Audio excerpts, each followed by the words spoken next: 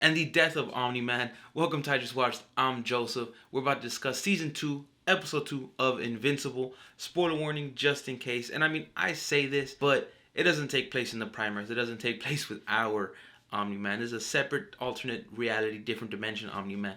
However, the way they take him out is these experimental quantum bombs that I don't remember being in the comics whatsoever, so that's new for the show. That's a new creation, but it is setting up Angstrom's storyline where he makes deals with various Marks to try to defeat Prime Mark, the one he deems the worst because of how he messed up his experiment to try to save the multiverse in one sweeping memory share, I guess you could say. But I love the fact that they're building up his story because a lot of craziness does happen when it comes to the multiverse in this book series. And there's this consistent joke about how Mark's still a virgin, which is kind of like a ha ha ha, but if you read the books, and I don't want to ruin anything outside these episodes or previous episodes, he does lose his virginity eventually. You can see the foreshadowing in this episode. Although this episode is a slight filler, it's an important episode because of all the little dominoes you see them stacking that are going to get toppled throughout the season, throughout the life of this series. And you get a small hint at Bulletproof's power because you see everyone coming back beaten, tired, exhausted from Immortal's training.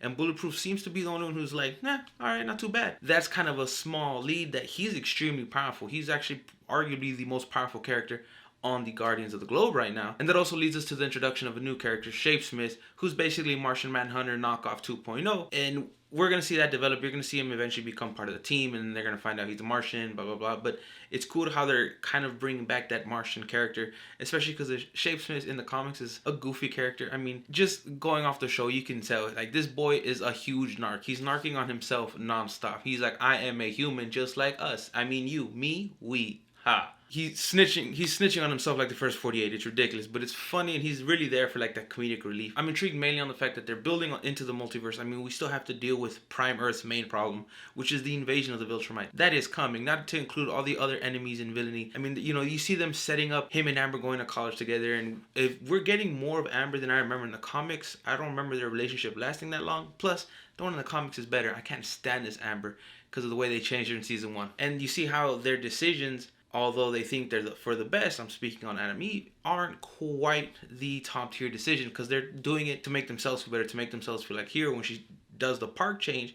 It's a wonderful gesture, but then it causes death in an accident. So like, you're starting to see how no matter what, they're going to end up working or being involved with Cecil and the government and the GDA, and they're going to have to go down that superhero route, even if they don't want to. We get a tiny glimpse at a bit more of Atlantis here, and you meet the queen, and like the ritual is kind of funny. Again, another joke towards him losing his virginity. Even the title of the episode has to deal with it. Mainly, it's the underwater kaiju that he has to fight that basically beat the shit.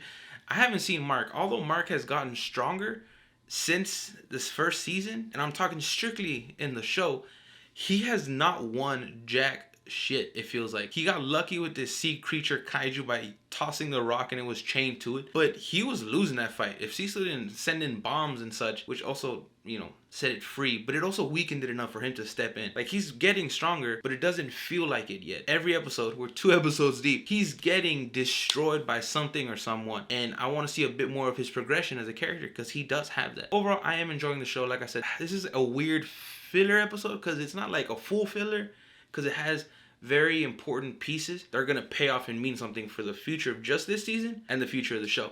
But I want to hear your thoughts. I'm trying to also balance it, I apologize, between discussing what's happening on the show, slight differences from the comics, because like we're also getting more of his mother, which I actually like, but I don't want to ruin like too much of the future with like the main bad guy or this moment or stuff that when you watch it for the first time, if you haven't read it, are going to be wow factor, amazing, astonishing moments. So I don't want to completely ruin it. Like, I want to talk about it, but I feel I should wait until it happens, so then it's a little bit more fair.